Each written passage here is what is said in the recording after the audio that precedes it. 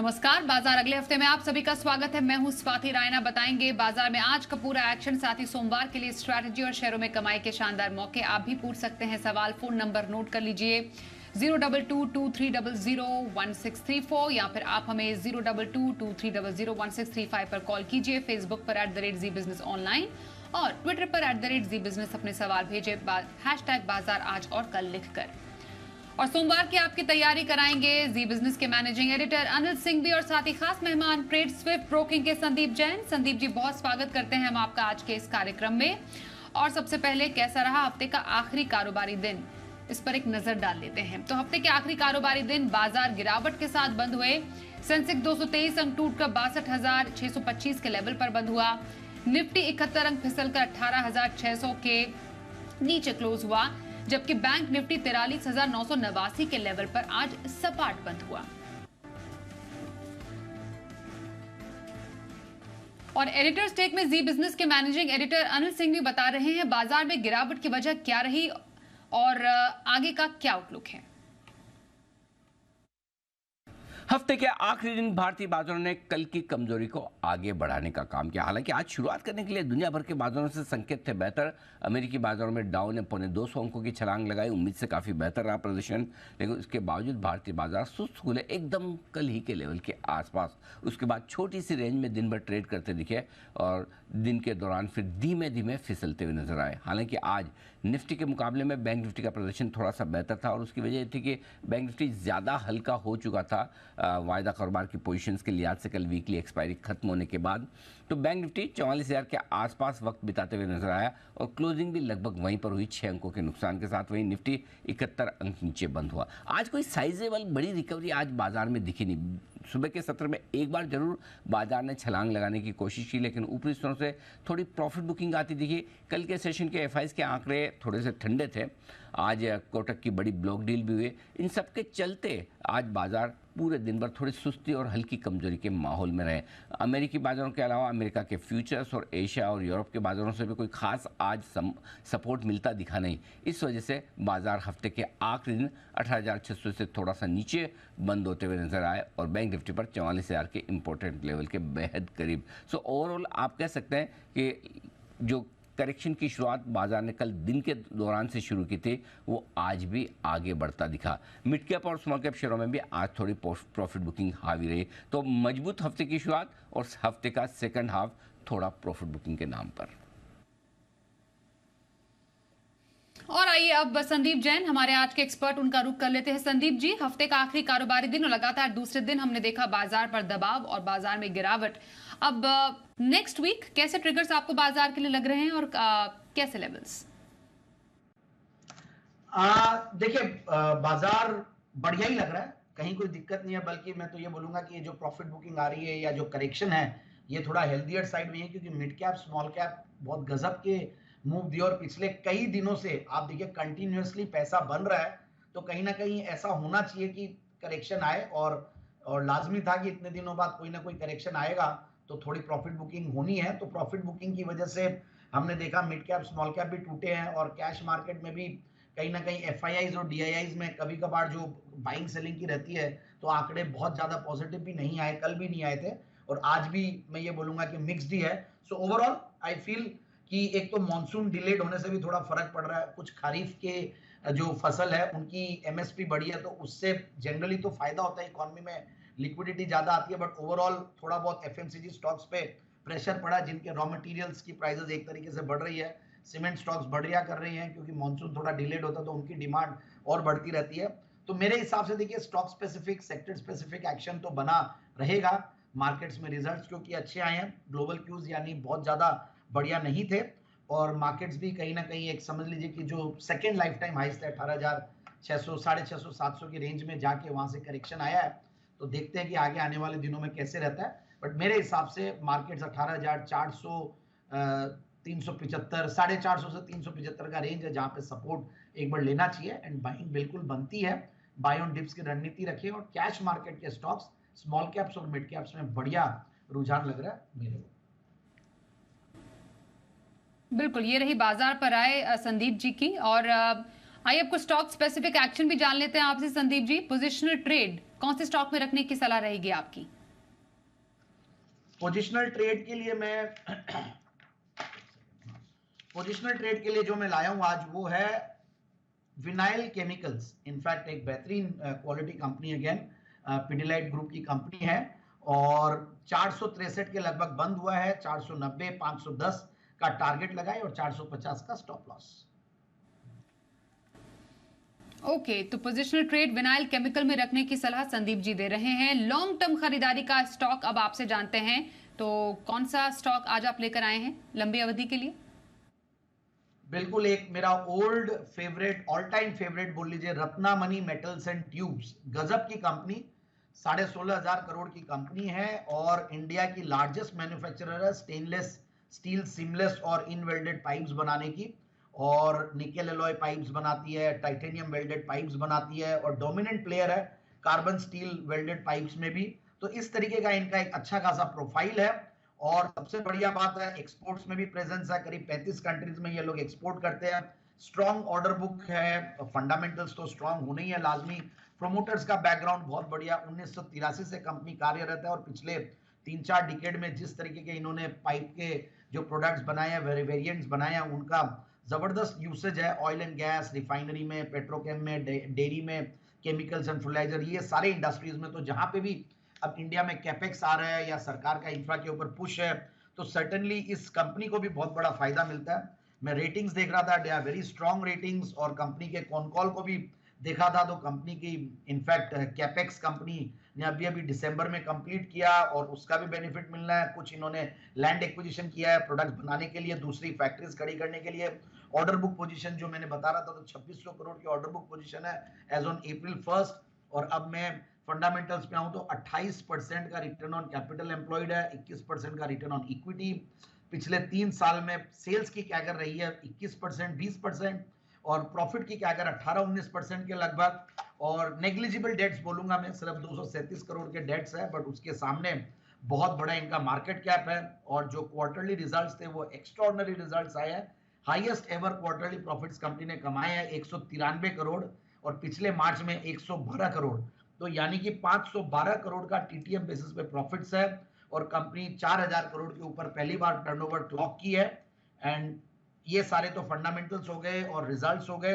Promoters का background, जैसे मैंने कहा कि स्ट्रॉन्ग प्रोमोटर बैकग्राउंड के साथ साथ स्ट्रॉन्ग प्रोमोटर होल्डिंग भी है। और कंपनी में देखिए FIIs DIIs का भी पूरा भरोसा है, पूरा मतलब बहुत ज्यादा भरोसा बोलूंगा, क्योंकि FIIs में भी क्वालिटी FIIs देखने पड़ते हैं। तो वहां पे भी नालंदा इंडिया फंड ने 2 अपने फंड्स के तहत 12.5 पौने 13% के लगभग होल्ड करते हैं। DIIs करीब 16.5% के लगभग। तो पब्लिक में बहुत कम शेयर होल्डिंग है और मेरे हिसाब से उसमें भी एक स्ट्रॉन्ग हैंड में शेयर होल्डिंग है 3.25%, और पब्लिक में सिर्फ 6-7% के लगभग माल है।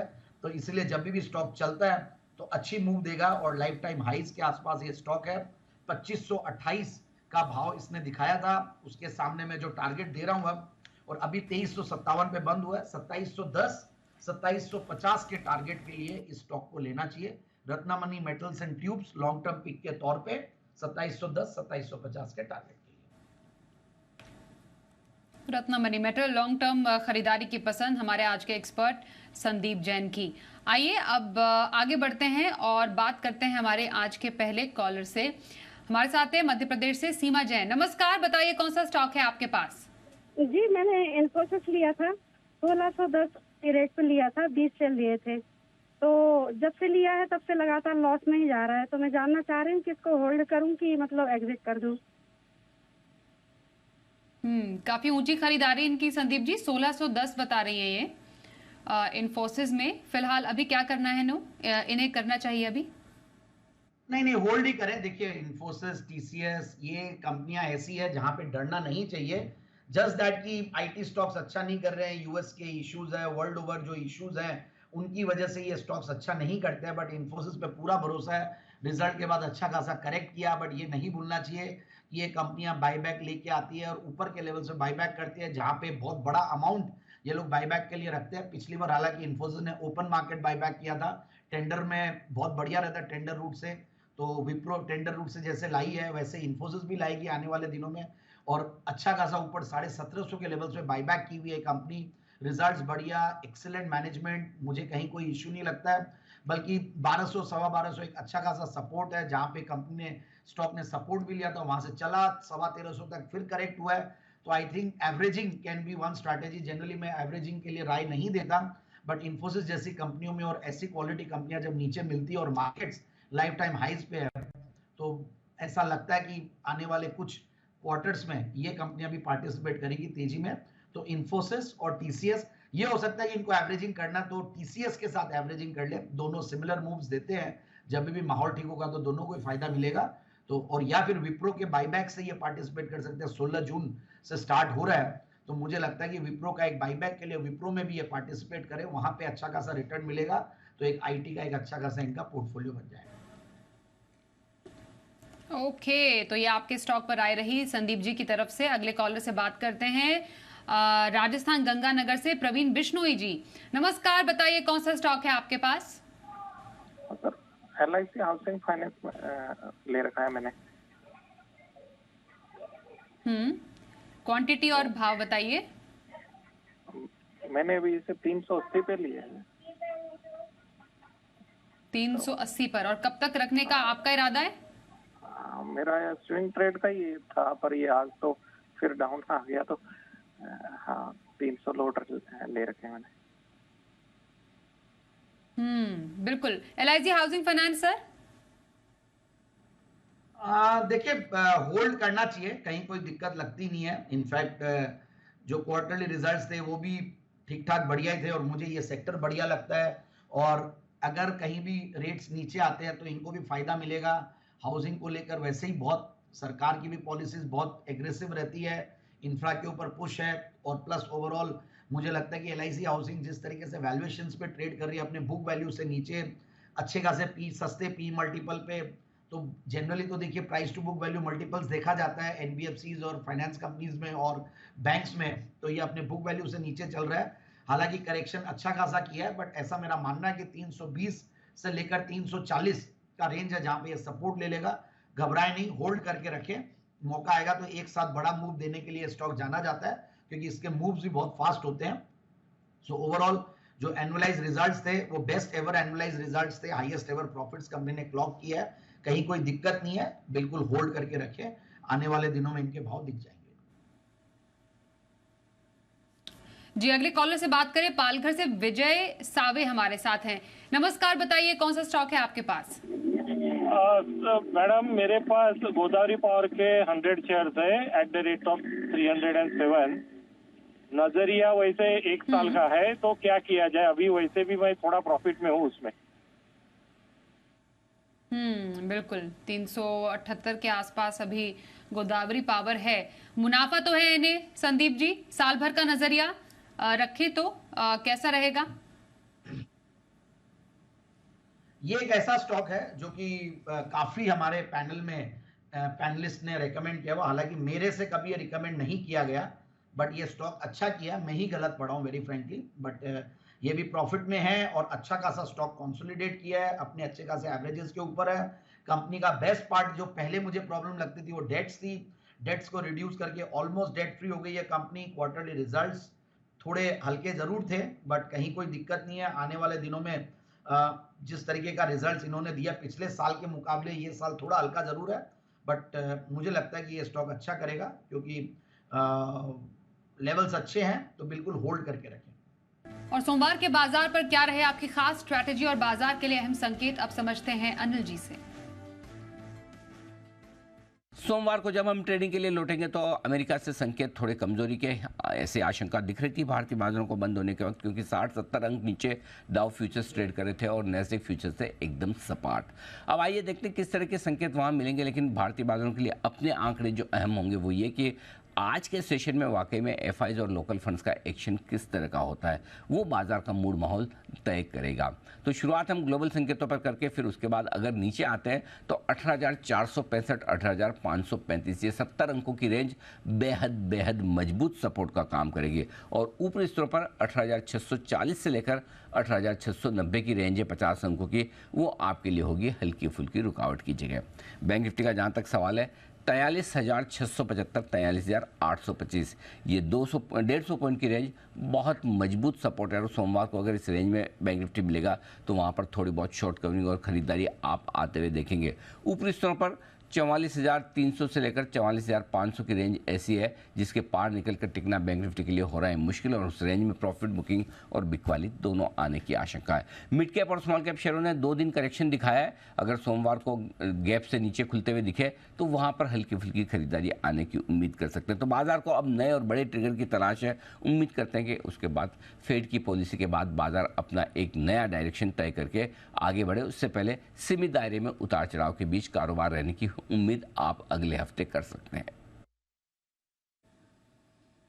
और सोमवार की ऑप्शन स्ट्रैटेजी के लिए इस वक्त हमारे साथ है मोतीलाल ओसवाल के चंदन तापड़िया। चंदन जी, बहुत स्वागत है आपका। सोमवार के बाजार में कहां मौके नजर आ रहे हैं आपको? जी नमस्कार। देखिए, बाजार में 2 दिनों से ऊपर के लेवल पे बिकवाली आ रही है। हालांकि मेजर ट्रेंड इंटेक्ट है, बट एक इमीडिएट ट्रेंड लाइन को निफ्टी ने तोड़ा है। इसके लिए बाजार में थोड़ा सा मिक्स बायस रहेगा। हमारा ऐसा मानना है कि सिलेक्टिव बैंकिंग, कुछ टायर स्टॉक्स यहाँ पे पॉजिटिव रहेंगे। एडवांस डिक्लाइन रेशियो थोड़ा सा बिगड़ा है, तो यहाँ पे मैं पहला ट्रेड अपोलो टायर पे रहेगा जहाँ पे एक पॉजिटिव मोमेंटम है, ब्रेकआउट हुआ है। 400 की कॉल पे फोकस करेंगे, 10 रुपए के आसपास इसको ले। लगभग 6 रुपए के आसपास का सपोर्ट रहेगा। 17 से 18 तक के टारगेट यहाँ पे बन सकते हैं। वहीं वोल्टास में एक नेगेटिव स्ट्रक्चर बना है और नीचे में लगभग 760, 755 के टारगेट बन सकते हैं। तो इसके लिए वोल्टास का 780 का फुट लेने की सलाह रहेगी। 19 रुपए के आसपास बंद हुआ है, इसको लगभग 16-17 के आसपास में ले। 8 रुपए का सपोर्ट रहेगा। ऊपर में लगभग 28 से 30 रुपए तक के टारगेट यहाँ पे बन सकते हैं। जी धन्यवाद करेंगे चंदन जी सोमवार के ऑप्शन स्ट्रैटेजी देने के लिए। और संदीप जी, आपकी तरफ से सोमवार के बाजार के लिए खास स्ट्रैटेजी? बिल्कुल, स्टॉक लाया हूं, फार्मा स्टॉक, और आज मैं सिर्फ एफएनओ पिक ही लाया हूं, बट है बाई कॉल क्योंकि मार्केट्स 2 दिन से करेक्ट हो रहे। तो कैश मार्केट का जो मैं पिछले 2-3 हफ्तों से जो मेरा सिलसिला चल रहा था उस पर आज ब्रेक लगा है। But Cipla limited FNO pick के तौर पे लाया हूं। 969 पे स्टॉक बंद हुआ है। 980-85 का टारगेट लगा है। 963 का स्टॉप लॉस। सिप्ला में इंट्राडे खरीदारी की सलाह आ रही है संदीप जैन की तरफ से। संदीप जी, बहुत धन्यवाद करेंगे हम आपका हमारे साथ आज के इस कार्यक्रम में शामिल होने के लिए। बाजार अगले हफ्ते में बस इतना ही।